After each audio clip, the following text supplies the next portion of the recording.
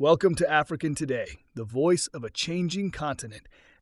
We bring you the stories shaping Africa's present and future, from breaking news and bold analysis to culture, innovation, and voices on the ground. We're here to inform, inspire, and amplify the heartbeat of Africa every single day. Thank you for stopping by the channel. We hope you enjoy our video. Let's begin. Botswana ends exports of unprocessed diamonds.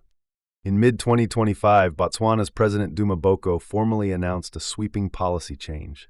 All rough diamonds mined in Botswana must be processed domestically, cut and polished, before export.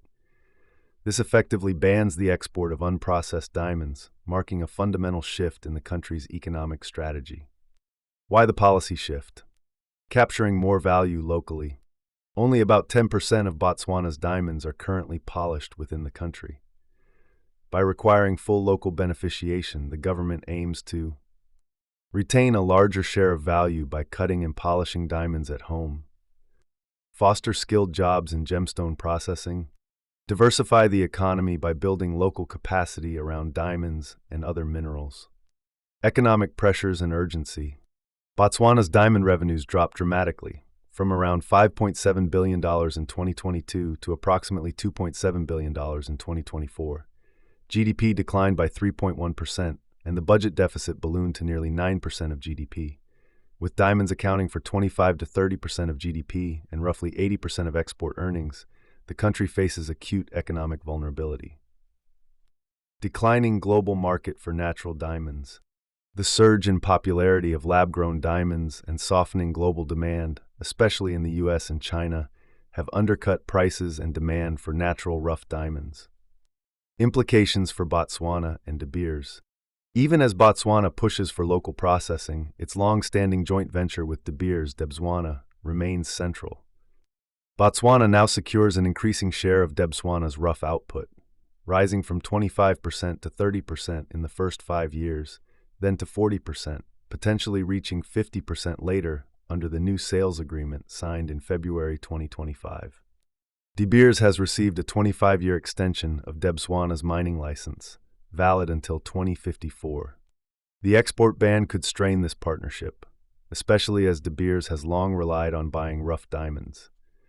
However, the government has pledged to work collaboratively to build processing infrastructure and manage the transition. National strategy and broader vision.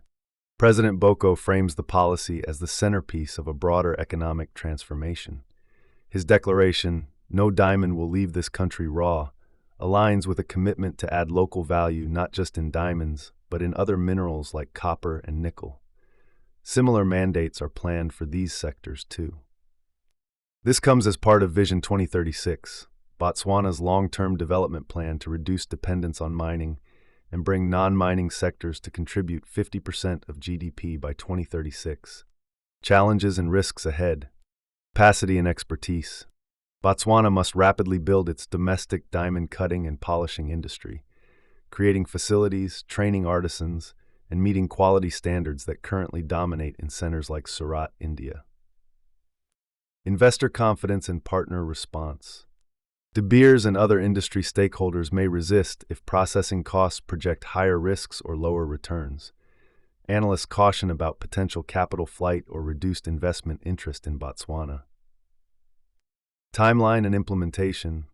Key questions remain around timelines. When will polishing facilities be fully operational? How will transition phases be managed? Or how international buyers might adjust to the new approach? Outlook. Economic transformation or growing pains. This raw export ban represents a strategic gamble. Positive potential. Retaining more economic value, creating new skilled jobs, strengthening national sovereignty over its resources. Risks, logistical hurdles in scaling up domestic beneficiation, tensions with established global diamond buyers, and short-term economic disruption. If implemented well, the policy may serve as a blueprint for resource-led industrialization in Africa. If not, Botswana could face prolonged fiscal strain. Thank you for watching. I hope you enjoyed it. Please like and subscribe to help grow the channel. Until next time, see you soon.